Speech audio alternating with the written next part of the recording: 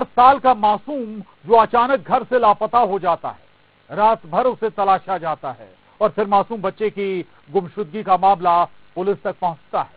तहकीकात में जो खुलासा हुआ वो रोंगटे खड़े करने वाला है।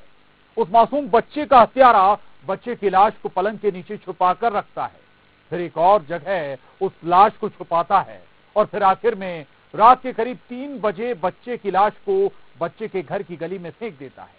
वो कातिल जब बेनकाब हुआ तो सब दंग रह गए।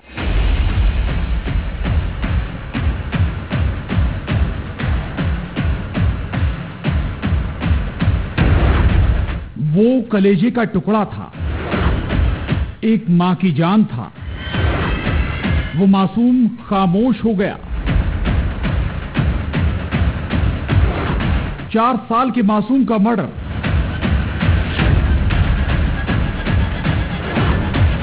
सिसकियों भरे वो 12 घंटे, दोपहर के 4:30 बजे से लेकर अगले दिन सुबह 4:30 बजे तक। ये वो 12 घंटे थे जिसमें एक मां को यकीन था उसका लाल उसे मिल जाएगा, जिसे शाम से लेकर रात भर एक मां अपने कलेजे के टुकड़े को बदहवास सी होकर ढूंढती रही, लेकिन वो कहीं नहीं मिला। और फिर वो मासूम सुबह करीब 4:30 बजे मिला तो, लेकिन गली में उसकी लाश मिली। बिलासपुर से 26 किलोमीटर दूर सीपत थाना इलाके के सेलर गांव में जो हुआ वो थर्रा देता है।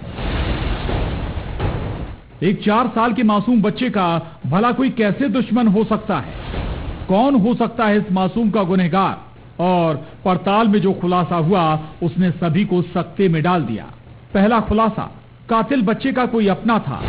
दूसरा खुलासा, बच्चे की लाश हत्यारे ने पलंग के नीचे छुपा कर रखी थी और फिर रात के 11 बजे उस लाश को गौठान में छुपा दिया।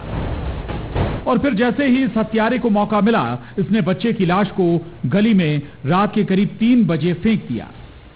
बच्चे के पिता से जब कड़ाई से पूछताछ की गई तो उसके द्वारा ये स्वीकार किया गया कि उसने अपने जो उसका बालक है शौर्य उर्फ बल्ला, उसकी हत्या की है और बाद में उसकी बॉडी को अपने घर में पलंग के नीचे छुपा के रखा था।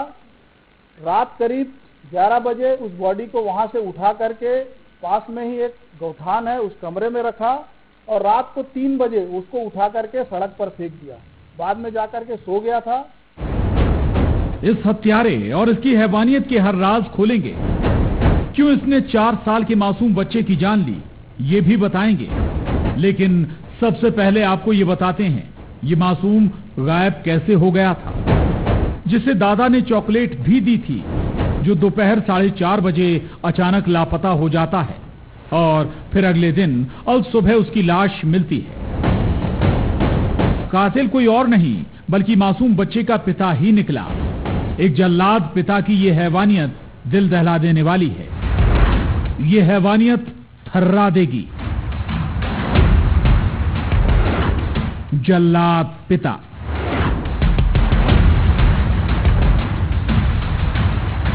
कत्ल की वो वजह सुनेंगे। शक में शैतान बने पिता की ये हैवानियत थी। दरअसल आरोपी मदन सुरेश की लव मैरिज हुई थी, लेकिन वो अपनी पत्नी के चरित्र पर शक करता था और इसी बात को लेकर दोनों के बीच विवाद होता था।